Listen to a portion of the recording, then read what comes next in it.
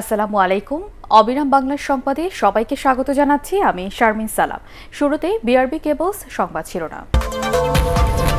দেশে করোনা ও উপসর্গে আরও অন্তত 23 জনের মৃত্যু, রাজশাহীতেই 13 জন। সংক্রমণ ঠেকাতে 7 জেলায় কঠোর লকডাউন শুরু।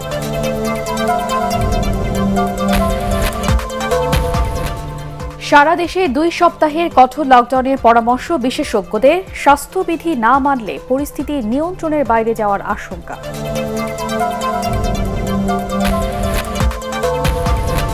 ভোর থেকেই থেমে থেমে বৃষ্টিতে রাজধানীর বিভিন্ন স্থানে জলাবদ্ধতা, ভোগান্তিতে কর্মজীবীরা। মৌসুমের বর্ষণ থাকতে পারে পুরো সপ্তাহ, বলছে আবহাওয়া অফিস। এবং প্যারাগুয়েকে হারিয়ে কোপা আমেরিকার কোয়ার্টার ফাইনালে আর্জেন্টিনা।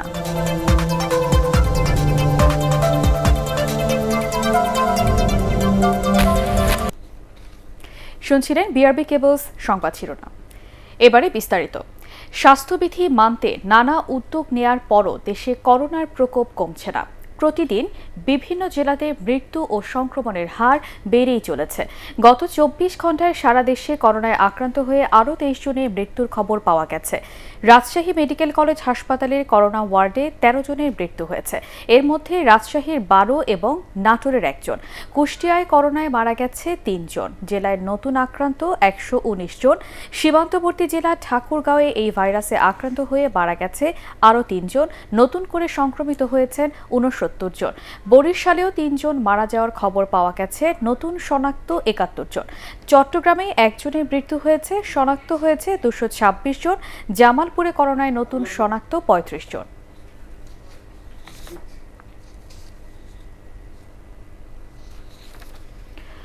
করোনার সংক্রমণ বেড়ে যাওয়ায় ঢাকা শহরকে বিচ্ছিন্ন রাখতে গাজীপুর, মুন্সিগঞ্জ, মানিকগঞ্জ, নারায়ণগঞ্জ, রাজবাড়ী, মাদারীপুর ও গোপালগঞ্জে ভোর থেকে কঠোর লকডাউন শুরু হয়েছে।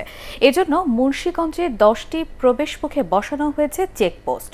অতিরিক্ত পুলিশের পাশাপাশি রাস্তায় থাকছে ভ্রাম্যমাণ আদালতের কার্যক্রমও। বন্ধ রাখা হয়েছে সব ধরনের লঞ্চ চলাচল। শুধু অ্যাম্বুলেন্স ও জরুরি পণ্য পরিবহনের জন্য শিমুলিয়া, কাঁঠালবাড়ি নৌরুটের ফেরি সীমিত পরিসরে চলাচল করবে।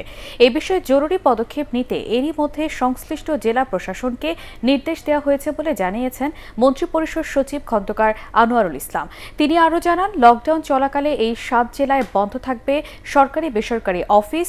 অন্য জেলা থেকেও ঢুকতে পারবে না কোনো ধরনের গণপরিবহন।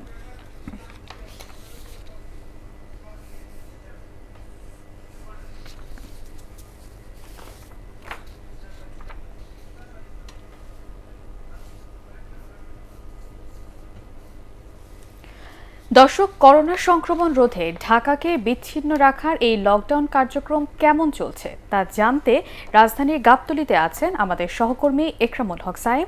সরাসরি কথা বলছি তার সাথে। সায়েম, ঢাকার আশপাশের এলাকা থেকে ঢাকায় কোনো যানবাহন প্রবেশ করছে কি?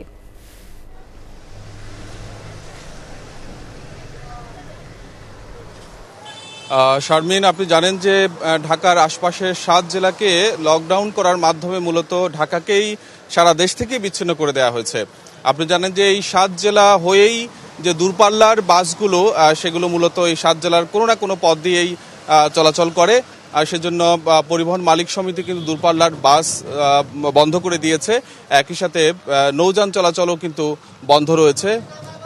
অভ্যন্তরীণ নৌ চলাচল কর্তৃপক্ষ কিন্তু সব ধরনের লঞ্চের চলাচলও কিন্তু বন্ধ করে দিয়েছে। শুধু 7 জেলা না, সব জেলার সাথেই ঢাকার এই ধরনের চলাচলগুলো বন্ধ রয়েছে। সেক্ষেত্রে এখন শুধু আসলে আকাশ পথে কয়েকটি জেলার সাথে ঢাকার যোগাযোগ ছাড়া কিন্তু সব ধরনের যান চলাচল বন্ধ রয়েছে। কিন্তু আমরা সকালে গাবতলীতে এসে যেটা দেখেছি যে গাবতলীর ব্রিজের ওপারে অর্থাৎ আমিন বাজারে যেই গাড়িগুলো সাভার হয়ে ওদিক থেকে আসছে সেই গাড়িগুলোকে ওখানে থামিয়ে দেওয়া হচ্ছে পুলিশের পক্ষ থেকে।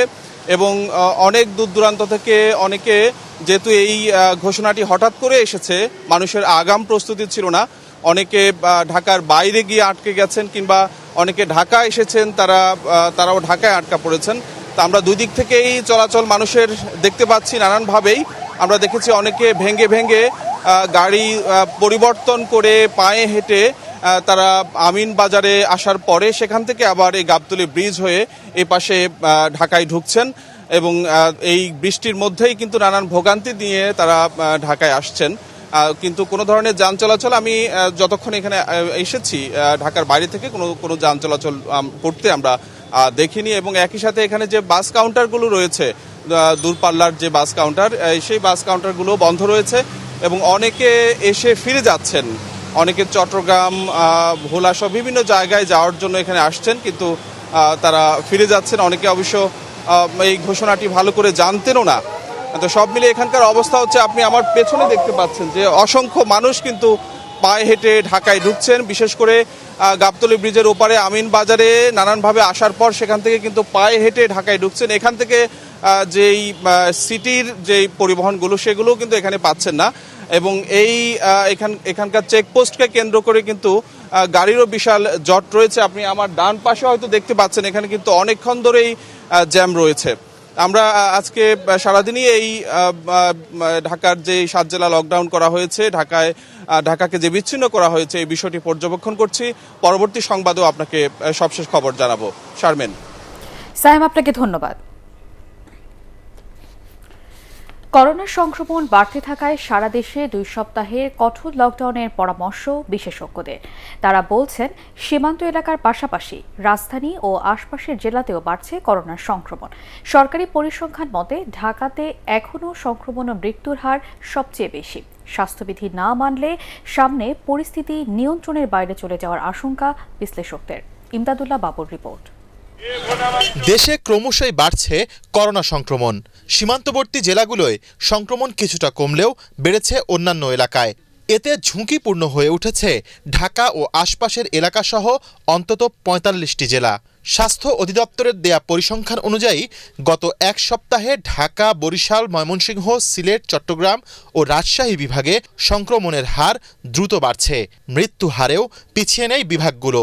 এখন পর্যন্ত ঢাকা বিভাগেই মৃত্যুর হার সর্বোচ্চ ৫৪.৪৬%। এমন পরিস্থিতিতেও রাস্তাঘাট, দোকানপাট, হোটেল, রেস্তোরাঁ, যানবাহন ও মসজিদ মন্দির সহ সবখানেই উপেক্ষিত স্বাস্থ্যবিধি। বিয়ে ও জন্মদিন সহ অন্যান্য সামাজিক অনুষ্ঠানের ক্ষেত্রে নতুন করে সরকারের দেয়া 5টি নির্দেশনাও মানা হচ্ছে না। মাস্ক তো পরে নিচে রাখিনি, মাস্ক সাথে আছে, কিন্তু এখন দাদা মানে খুলে ফেলাইছে কিছুক্ষণ আগে। স্বাস্থ্যবিধি কঠোরভাবে প্রতিপালন না করা গেলে আবারও পরিস্থিতি ভয়াবহ হওয়ার আশঙ্কা বিশেষজ্ঞদের। সীমান্তের ভেতরের জেলাগুলো তবে এখন সংক্রমণের উচ্চ হার। কাজেই আমার মনে হয় যে সমস্ত বাংলাদেশ একসঙ্গে 2 সপ্তাহের জন্য যাতায়াত নিয়ন্ত্রণ করা দরকার। তাহলে এখন যে সংক্রমণটা বাড়ছে, এটি তৃতীয় ঢেউ হিসেবে পরিগণিত হবে। স্বাস্থ্য অধিদপ্তর বলছে, সংক্রমণের হার যেভাবে বাড়ছে এতে সামনে হাসপাতালগুলোর ওপর চাপ বাড়তে পারে। প্রতিটি ধর্মীয় প্রতিষ্ঠানে যে বা মানুষের বাড়িতে যে নজরদারি করা কিন্তু আসলে কারো পক্ষেই সম্ভব নয়। এটি হচ্ছে ব্যক্তির বিবেক, বিবেচনা, শিক্ষা এবং সর্বোপরি দেশের প্রতি তার যে কমিটমেন্ট। কেবলমাত্র আইনের প্রয়োগ করে কিন্তু অতিমারি বা মহামারী পৃথিবীর কোথাও নিয়ন্ত্রণ করা সম্ভব হয়নি। জনগণের সক্রিয় অংশগ্রহণে এটি সম্ভব হয়েছে।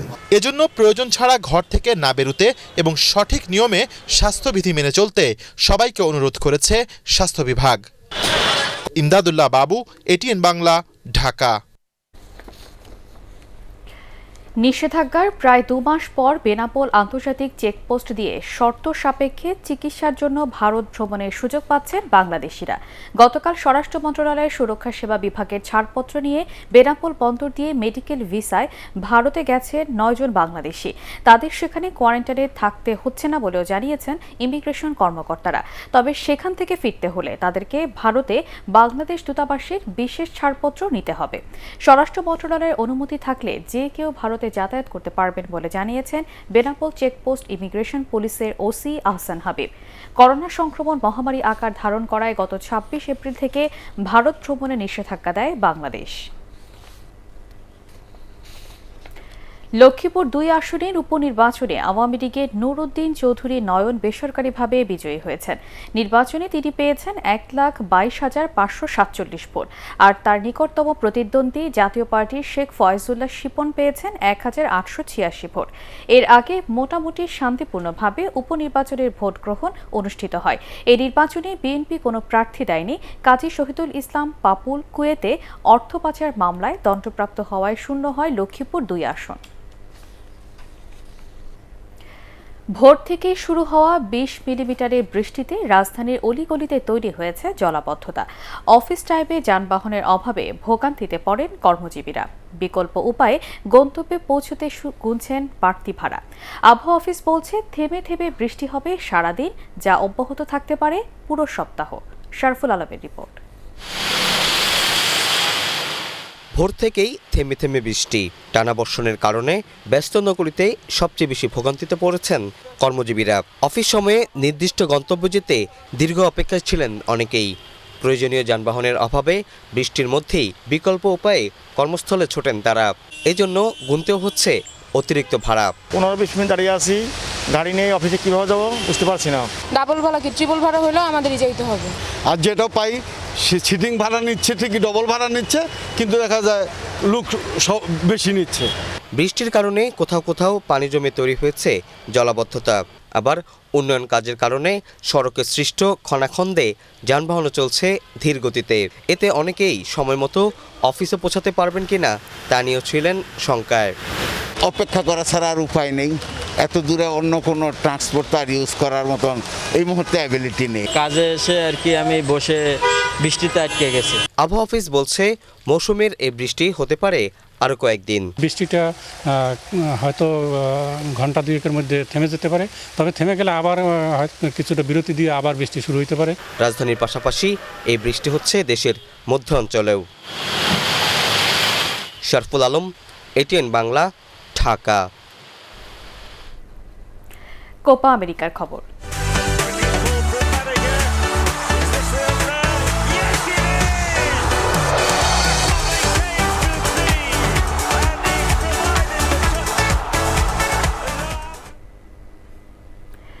প্যারাগুয়েকে ১০০ গোলে হারিয়ে কোপা আমেরিকার কোয়ার্টার ফাইনাল নিশ্চিত করেছে আর্জেন্টিনা। সব মিলিয়ে ৪ ম্যাচ পর এই প্রতিপক্ষের বিপক্ষে জয়ের স্বাদ পেল দুইবারের বিশ্ব চ্যাম্পিয়নরা। অন্যদিকে দেশের জার্সি গায়ে সর্বোচ্চ ১৪৭ ম্যাচ খেলার রেকর্ড স্পর্শ করেছেন লিওনেল মেসি। এসএম আশরাফের রিপোর্ট। গোলের সহজ সুযোগ মিস হবে। গত কয়েক বছর আর্জেন্টিনার খেলায় এমন দৃশ্যপট তৈরি করাটাই যেন স্বাভাবিক বানিয়ে ফেলেছেন স্ট্রাইকাররা। ব্রাজিলিয়ায় সেই ধারা ধরে রাখলেন ১ বছর পর জাতীয় দলে সুযোগ পাওয়া সার্জিও আগুয়েরো। লিওনেল স্কালোনি হয়তো এখনও তার সেরা ফুটবলারদেরই খুঁজে পাননি, তাই তো উরুগুয়ের বিপক্ষে আগের ম্যাচের একাদশে পরিবর্তন আনলেন ৬টি। তাতেও আর্জেন্টিনার খেলার ধার বাড়েনি। তবু স্বস্তি অভিষিক্ত পাপু গোমেজের ১০ মিনিটের গোলে।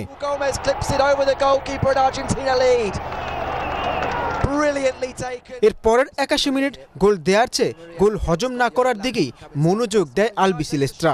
প্রথমার্ধের শেষ মিনিটে প্যারাগুয়ে রক্ষণের ভুলে ব্যবধান বাড়ানোর সুযোগ পায় আর্জেন্টিনা, তবে তা বাতিল হয় অফসাইডে। দলের সেরা তারকা লিওনেল মেসি ছিলেন নিষ্প্রভ। বল দখলেও পিছিয়ে ছিল আকাশি সাদা জার্সিধারীরা। সুন্দর ফুটবল না খেলেই প্যারাগুয়ের বিপক্ষে দীর্ঘ ৬ বছর পর জয়ের স্বাদ পেল Argentina. SM Ashraf, ATN Bangla. এবারে আন্তর্জাতিক সংবাদ।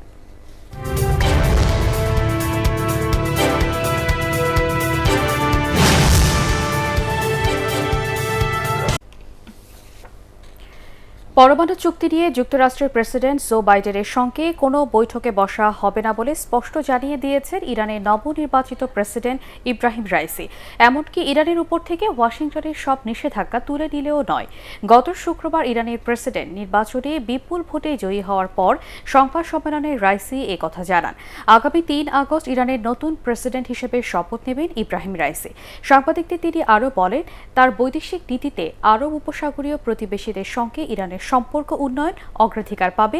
এছাড়া ইরানের আঞ্চলিক শত্রু সৌদি আরবকে এখনই ইয়েমেনে আক্রমণ বন্ধ করারও আহ্বান জানান ইরানের নতুন প্রেসিডেন্ট। এবারে পার্টেক্স খেলার খবর।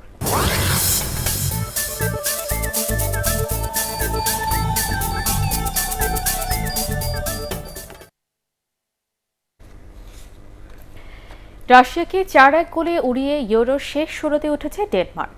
একই গ্রুপের অন্য ম্যাচে ফিনল্যান্ডকে 2-0 গোলে হারিয়েছে বেলজিয়াম। এছাড়া গ্রুপ সি ম্যাচে নর্থ মেসিডোনিয়ার বিপক্ষে 3-0 গোলে জিতেছে নেদারল্যান্ডস। এশিয়া মাশরাফের আরেকটি রিপোর্ট। শেষ 16 নিশ্চিত করতে হলে জিততেই হবে ডেনমার্ককে, পাশাপাশি খোঁজ রাখতে হবে বেলজিয়াম ফিনল্যান্ড ম্যাচের দিকেও। সে ম্যাচে ফিনল্যান্ড জিতলে সব আশা শেষ ডেনিশদের। তবে সব সমীকরণ মিলিয়েই ইউরোর শেষ 16তে ডেনমার্ক। কোপেনহেগেনে শেষ বাঁশি বাজার পর গ্যালারি রূপ নেয় লাল সমুদ্রে। এক সপ্তাহ আগেও সতীর্থ ক্রিস্টিয়ান এরিকসেনের মাঠে হার্ট অ্যাটাকের ঘটনায় যে স্টেডিয়াম ছেয়ে গিয়েছিল বিষাদে। 38 মিনিটে উইঙ্গার মিকেল ড্রামসগার্ডের অবিশ্বাস্য গোলে জয়ের অভিযাত্রা শুরু করে স্বাগতিক শিবির। বিরতির পর রাশিয়া রক্ষণের ভুলে ব্যবধান বাড়ান ইউসুফ পালসেন। 70 মিনিটে আর্তেম জুবা ব্যবধান কমালে ডেনমার্ক শিবিরে ভয় চেপে ধরে। কিন্তু 79 থেকে 81 3 মিনিটে 2 গোল দিয়ে রূপকথার জন্ম দেন আন্দ্রেস ক্রিস্টিয়ানসেন এবং জোয়াকিম মাহেলে। গ্রুপের অন্য ম্যাচে 3 পয়েন্ট নিয়ে শেষ 16-র সম্ভাবনা টিকিয়ে রাখা ফিনল্যান্ড 73 মিনিট পর্যন্ত আটকে রাখে বেলজিয়ামকে। তবে গোলরক্ষকের আত্মঘাতী গোলে কপাল পড়ে তাদের। এরপর টুর্নামেন্টে রোমেলু লুকাকুর 3 নম্বর গোল এগিয়ে নেয় বেলজিয়ামকে। যদিও 9 পয়েন্ট নিয়ে গ্রুপের তৃতীয় স্থানে থেকে শেষ 16-র সম্ভাবনা এখনও টিকিয়ে রেখেছে ফিনল্যান্ড। আরেক ম্যাচে নর্থ মেসিডোনিয়ার বিপক্ষে নেদারল্যান্ডস সহজেই জেতে মেমফিস ডিপাই আর উইনালডামের জোড়া গোলে। SM Ashraf, ATN Bangla. দেশের শীর্ষস্থানীয় 6 সংগঠক, রেফারি, প্রশিক্ষক ও সাবেক খেলোয়াড়কে সংবর্ধনা দিয়েছে বাংলাদেশ হ্যান্ডবল ফেডারেশন। ফেডারেশনের প্রতিষ্ঠাতা সভাপতি এম এ হামিদের নামে প্রথমবারের মতো আয়োজিত এই সংবর্ধনা ও পুরস্কার বিতরণী অনুষ্ঠানে প্রধান অতিথি ছিলেন যুব ও ক্রীড়া মন্ত্রণালয়ের সিনিয়র সচিব আক্তার হোসেন। হ্যান্ডবল স্টেডিয়ামে ওয়ালটনের পৃষ্ঠপোষকতায় আয়োজিত এই অনুষ্ঠানে বিশেষ অতিথি ছিলেন এম এ হামিদের স্ত্রী দাবারু রানী হামিদ এবং হ্যান্ডবল ফেডারেশনের সাধারণ সম্পাদক আসাদুজ্জামান কোহিনুর।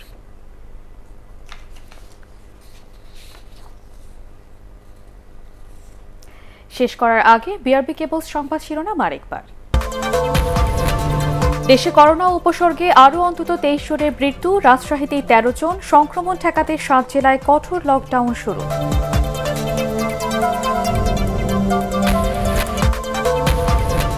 সারা দেশে 2 সপ্তাহের কঠোর লকডাউনের পরামর্শ বিশেষজ্ঞদের। স্বাস্থ্যবিধি না মানলে পরিস্থিতি নিয়ন্ত্রণের বাইরে যাওয়ার আশঙ্কা।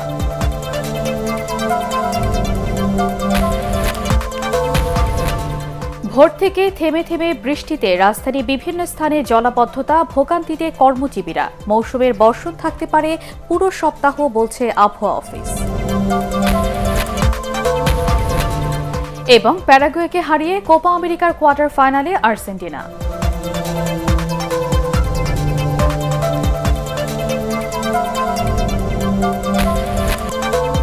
পরবর্তী সংবাদ দেখার আমন্ত্রণ জানিয়ে এখনকার মতো শেষ করছি।